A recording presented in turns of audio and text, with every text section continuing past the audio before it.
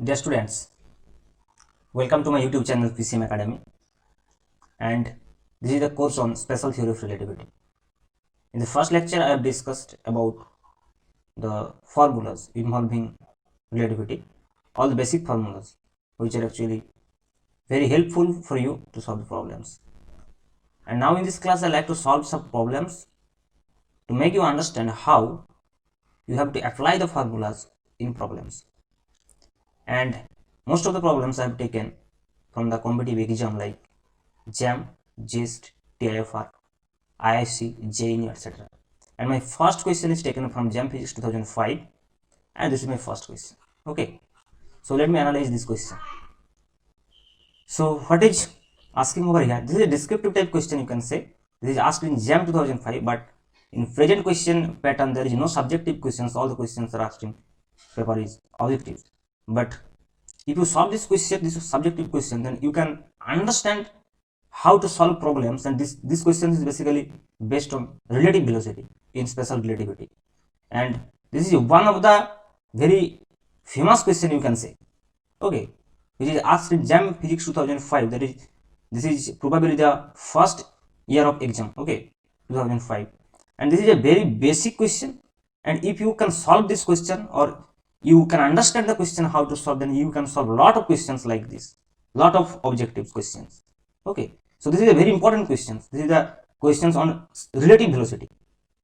Okay, so the question is given here: a rod is moving with a speed of 0.4 c along its length in the positive x direction, and a particle is moving along the negative x direction with a speed 0.8 c as shown in figure. Here the figure is given. The rod is moving with 0.4 c along the positive x axis. Okay, and the particle is moving with 0.8 c velocity in negative x direction. Okay, and both the speeds are measured in an inertial frame s, and see the speed of velocity of light in free space. So these speeds are given 0.4 c or 0.8 c with respect to some inertial frame. So let me define an inertial frame like this. So let me suppose this is the inertial frame, and this is the positive x axis. So rod is moving along positive x axis and the particle is moving along negative x axis, and this is my s frame. And we know from the theory that always all the formulas based on two frame. One is the inertial frame s, one is the inertial frame s, and another is the inertial frame s dash, and which is moving with velocity v with respect to s. We have defined the formulas based on these types of reference frame. One is s frame and the s dash frame, where s dash is moving with velocity v along positive direction, positive x direction with respect to s. So all the formulas I have told in the previous class based on these assumptions. So I have to fit the formulas in this problem, keeping in mind this case. Okay, so I will always compare the formulas, apply the formulas in the problems, keeping in mind this thing. Okay, so let me proceed. The length of the rod as measured in the S frame is 3.6 meter. So the length of the rod is given 3.6 meter, but this is not the proper length. Please see, this is not the proper length, because this length is measured from the S frame, from the S frame. But we know the proper length is that length which is measured on the frame attached to the object. So this length is not given with respect to the frame attached in rod. So this is not the proper length. This is actually the, you can say, contracted length. Okay, so we will see what this length is actually. But now initially let me talk that this length is L. Okay, L, that is 3.6 meter, 3.6 meter, and that is with respect to S frame. Now what we have to find out first we have to find out the relative velocity of the rod in the rest frame of rod. So we have to find out the relative velocity of rod in the rest frame of the rod. In the rest frame, find the relative velocity of the rod in the rest frame of rod. Okay, in the rest frame of rod. So we have to find out the relative velocity of rod. Let me understand what they ask actually. Relative velocity of rod in the rest frame of rod. in the rest frame of rod. That means, I think here is a mistake. Let me check. Yes, relative velocity of a rod in the rest frame of particle. The question is not the rest frame of rod. This will be rest frame of particle. This will be rest frame of particle. Okay, rest frame of particle. Rest frame of particle. Rest frame of particle. So relative velocity of rod in the rest frame of particle means relative velocity of rod with respect to particle. So this means relative velocity of rod with respect to particle. So we have to find out the velocity of rod in the rest frame of particle. That means we have to choose the particle as S dash frame. So let me put a S dash from here, which is attached to the particle.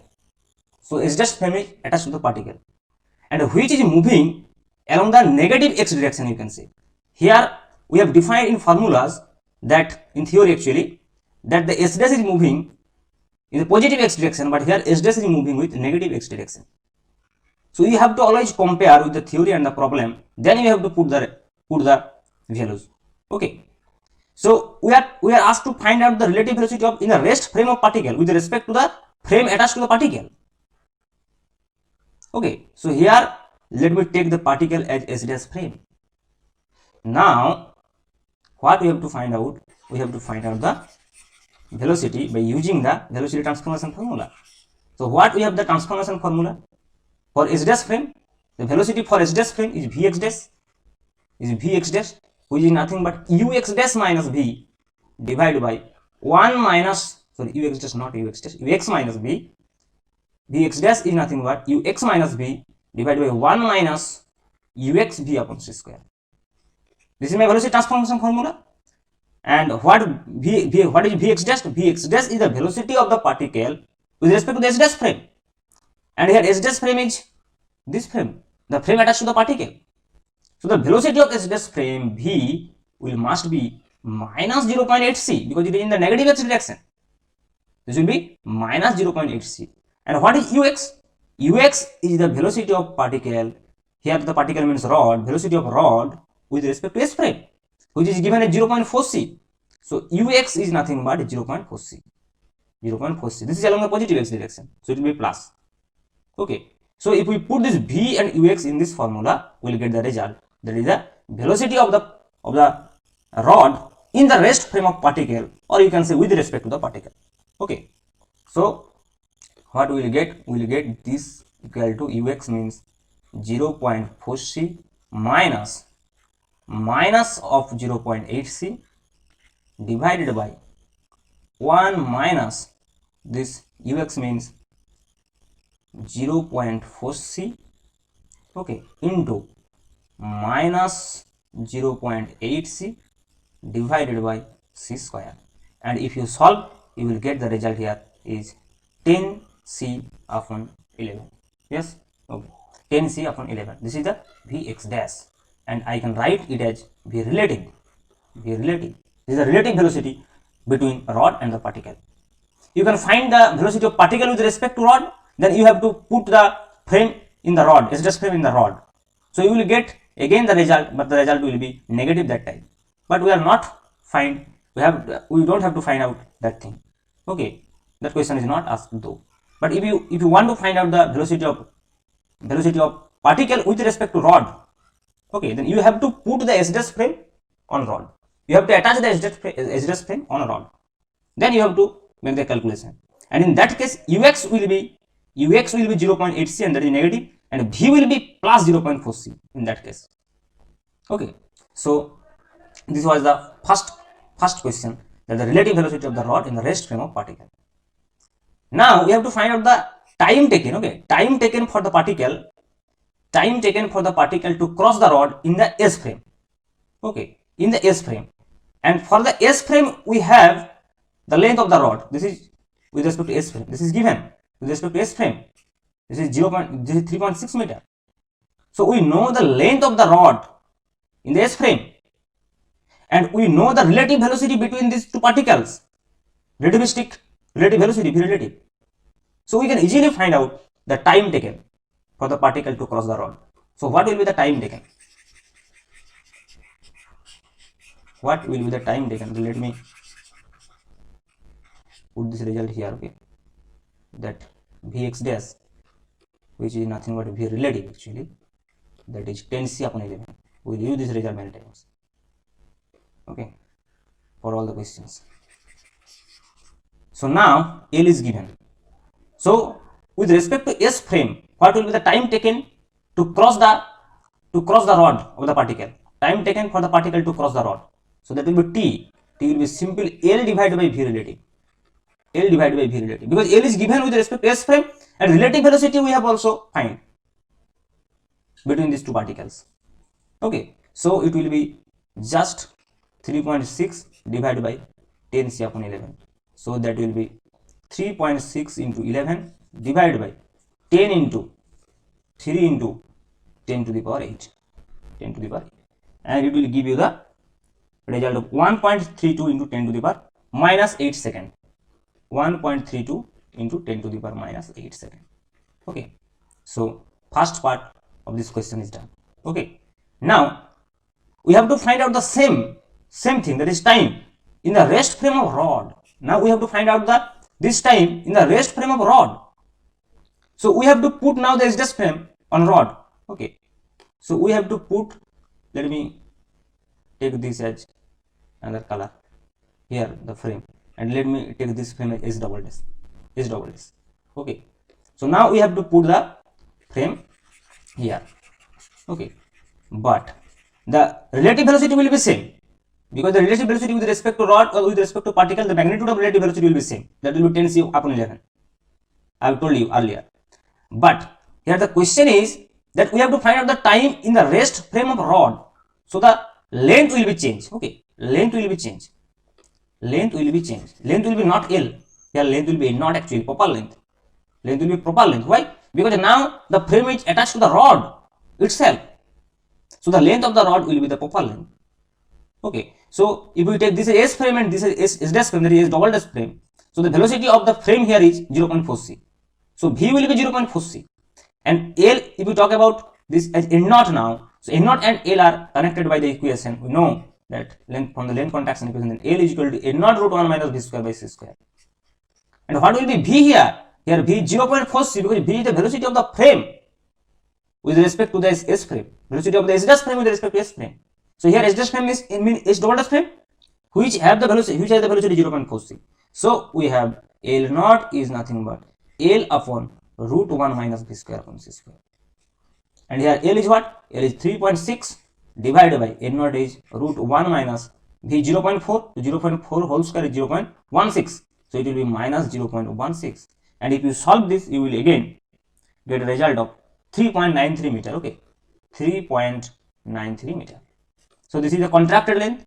Sorry, this is the proper length. Okay, so my proper length is 3.93 meter. This length is greater than this, you can see. So this is the contracted length and this is the actual length. Now we have to put in time equation, that is T is equal to L up. What was T? In the previous case we used T is equal to L upon V relative, but now we have to use N naught upon V relative, because it is now the calculation is done. I am doing the calculation in the rest frame of the rod. Okay, so I have to use the length for the rest frame of the rod, that is the actual length or the proper length, you can see. Okay, so what will be the time now? The time interval will be changed now. So now the time taken T will be N naught upon V relative, and this N naught is nothing but what? This N naught is 3.93. I have calculated 3.93, and V relative is again 10c upon 11. And again, if you solve, you will get the result. What will be the result?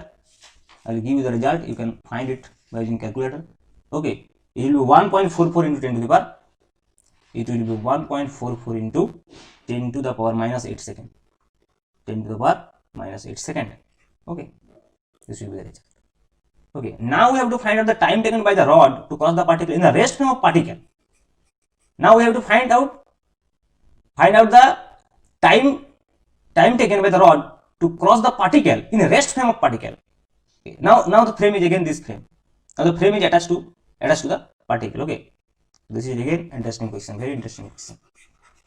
All the possible cases are given actually, so you have cleared all this thing. Okay, you will understand all this thing here. So I should not rub this thing because this is not very helpful. V relative is 10c upon 11. Okay, so what we have to find out? The time taken by the rod to cross the particle in the rest frame of particle. So when we have to find out with respect to the rest frame of particle, there is the frame attached to the particle, we have to find out the length of the rod with respect to that frame. So we have to again use this length contraction equation to find the length. So now again we have to use not the proper length. We can't use the proper length because now the frame is not attached to the rod, now the frame is attached to the particle. So if the S frame is now attached to the particle, so we have to use the length contraction equation. Let me suppose that the length is L dash now, L dash. So L dash will be now L dash. What is, so we have used three length. Please keep in mind. First we have used L. L is what with respect to S frame. Then we have used N naught. N naught is what with respect to the frame attached to the rod. And this is why I am using this N naught, because this is actually the proper length. And now again the length will be changed with respect to this frame. So let me take this as L dash. And L dash will be what? L dash will be N naught root 1 minus, please keep in mind, it will be now V relative square by C square. This velocity will be taken. Why? Because the velocity of this frame we have to use in this equation. When I have used the length contraction equation between S and S double dash frame, I have used that L is equal to N naught root 1 minus V square upon C square, and this V is 0.46 with respect to S frame. It is given in the problem. This V is with respect to S frame. V is 0.46 with respect to S frame. And we want to find the length actually with respect to L, length L and N naught is between S and S double dash. So we use L and N naught. Please keep in mind, we use L and N naught here. L is the length with respect to S frame, N naught is the length with respect to rod. So we have to use the velocity, relative velocity between these two frames. And between these two frames, the relative velocity was V, that is 0.46. I have used earlier.